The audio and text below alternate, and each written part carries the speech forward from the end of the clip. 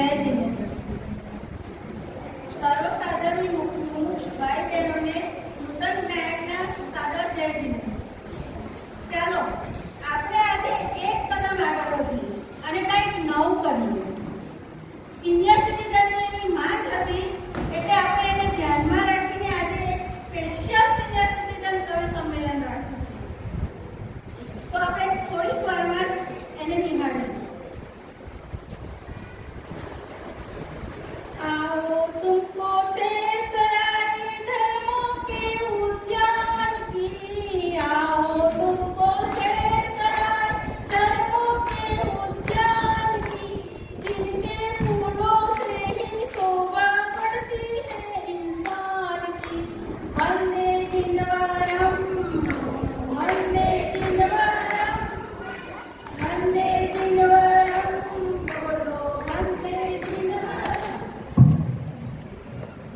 તમે સૌ જાણો છો, પરમ કૃપાળુ પૂજ્ય શ્રી ગુરુદેવ શ્રીનો આપણા સૌ મુક્ષો પર અનંત ઉપકાર છે। આત્મા શબ્દ તો આપણે કોને શીખવાડ્યો? આપણને આત્મા શબ્દ બોલતા પૂજ્ય ગુરુદેવ શ્રીએ શીખવ્યું। તો આજનું આ કવિ સંમેલન આપણે પૂજ્ય ગુરુદેવ શ્રીના ચરણોમાં સમર્પિત કરીએ છીએ અને એના માટે મને ખૂબ હર્ષ થાય છે।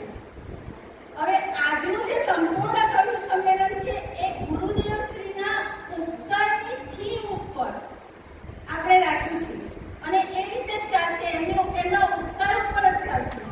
તો ચાલો મહાન ગુરુદેવના જયકારા સાથે આપણે આજનું સિનિયર સિટીઝન કવિ સંમેલન શરૂ કરીએ। પરમ કૃપાળુ, પરમ ઉપકારી, કરુણાનિધિ, સહાનુભૂતિ વિભૂષિત, જગના તારણહાર અને આધ્યાત્મ યુગ સૃષ્ટા મહાન ગુરુ દેવનો જય હો, જય હો। ચાલો હવે આપણે કવિઓ અને કવિયત્રીઓને બોલાવીએ। સૌ પ્રથમ જયપુર રાજસ્થાનની ધરતીની વિશ્વવિખ્યાત કવિયત્રી રાજેશ્વરી વડજાત્યા આપની સમક્ષ એમની મીરાની કવિતા પ્રસ્તુત કરે છે। તો રાજેશ્રી બેનને આપણે જોરદાર તાળીઓથી વધાવીશું।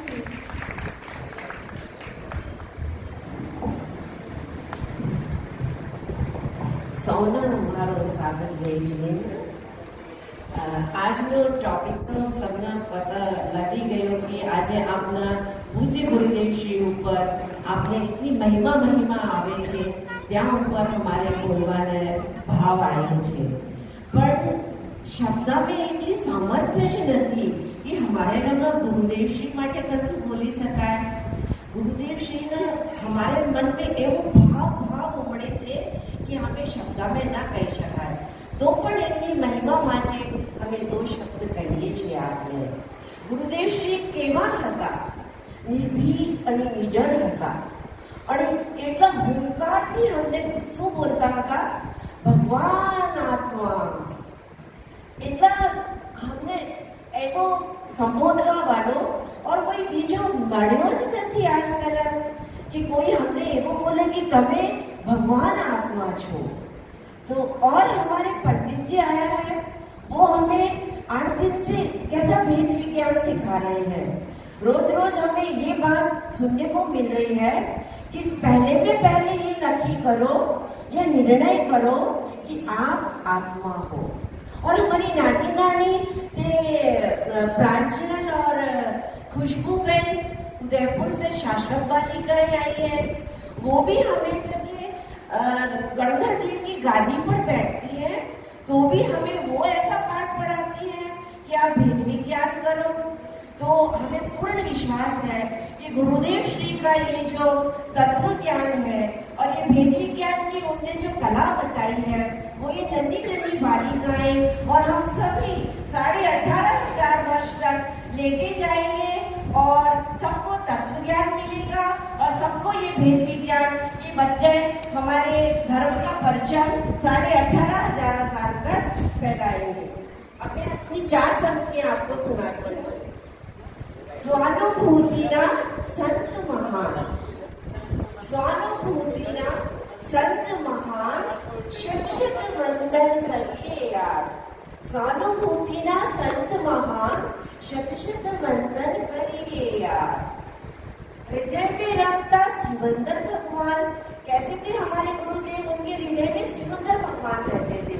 हृदय में रमता सिमंदर भगवान હતો જીવન કુંદનો સાથ और કુંદ કુંદ ભગવાનનો જેમને જીવનમાં સદા સાથ રહેતો હતો। જીનવાણીના સિર પર હાથ, જ્યારે ગુરુદેવને સમયસર મળ્યો તેવી કેવી રીતે નાચ ઉચ્યા હતા। તો જીનવાણીનો સર પર હાથ અને શિવરમણીના જપતા જા સોહમ સોહમ સોહમ બધાના આજ પાઠ પડાયો અને તે પોતા જ તે રમતા હતા। ગુરુ હમારા કહાન પ્રભુ સ્વાનુભૂતિના સંત મહાન, સ્વાનુભૂતિના સંત મહાન। આપો રત્નત્રયનો દાન, આપો રત્નત્રયનો દાન।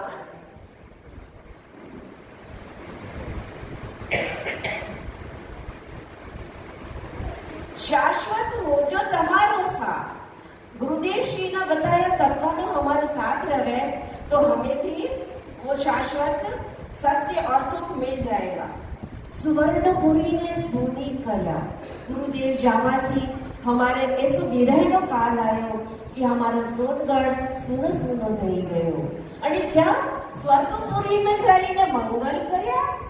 स्वर्गपुरी में जाઈને તે મંગળ કર્યા। बाल तुम्हारा विनवे आज, बाल तुम्हारा विनवे आज। पाछा पधारो जगनाना, पाछा पधारो जगनाना। दर्शन आपो कृपा निधान, दर्शन आपो कृपा निधान। गुरु नो बोलो जय जयकार, सौ मिली ने बोलो गुरु नो बोलो जय जयकार, गुरु नो बोलो जय जयकार।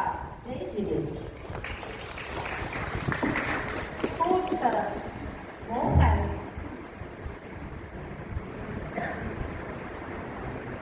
વાહ, જો આ કવિયત્રીએ ગુરુદેવને સ્વાનુભૂતિના મહાન સંત કહ્યા છે અને પોતે સૂની થયેલી સુવર્ણપુરીમાં પાછા ફરીને દર્શન આપવા માટે ગુરુદેવ સામે બાળક થઈને વિનંતી કરે છે। શું વાત છે! હવે જુઓ, ભોપાલથી જૈન સમાજ કવિ સંમેલનનો એવોર્ડ જીતનાર કવિયત્રી નૈનાબેન એમની કવિતા આપની સમક્ષ પ્રસ્તુત કરશે તો આપણે જોરદાર તાળીઓથી એમને વધાવી લઈશું। પછી તમે વિડીયો જોજો કે વિડીયો પપ્પા જોશે વચ્ચે હાથ કરી ऐसा जादू कर डाला चढ़तक जिसने चेतन को रंग में रंग डाला। देख सोनगढ़ पर माँ को मंदिर को दर्शक बोल उठा। मंदिर की दीवारों को भी समय सार में कर डाला।